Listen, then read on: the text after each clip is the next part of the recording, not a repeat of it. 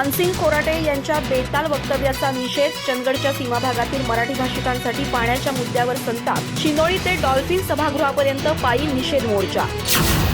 सीमा भागातील मराठी भाषिकांसाठी कर्नाटकातील मार्कंडेय नदीचं पाणी देण्याच्या मुद्द्यावर विरोध केल्यामुळे दौलत अथर्वचे चेअरमन मानसिंग खोराटे यांच्या बेताल वक्तव्याचा निषेध करत चंदगड तालुक्यातील सीमा भागातील गावांमध्ये संताप उसळलाय.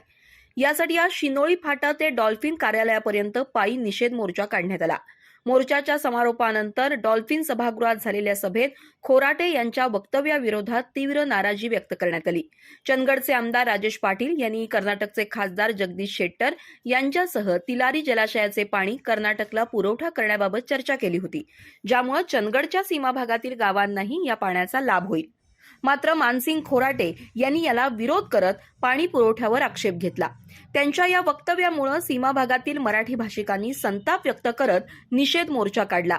मोर्चात माजी महापौर शिवाजी सुंडकर, तुडिये गावचे सरपंच विलास सुतार, कोलिक गावचे सरपंच संभाजी गावडे, शिनोळी बुद्रुक सरपंच गणपत कांबळे आणि इतर गावातील अनेक सरपंच, पदाधिकारी आणि सामाजिक कार्यकर्ते मोठ्या संख्येने सहभागी झाले.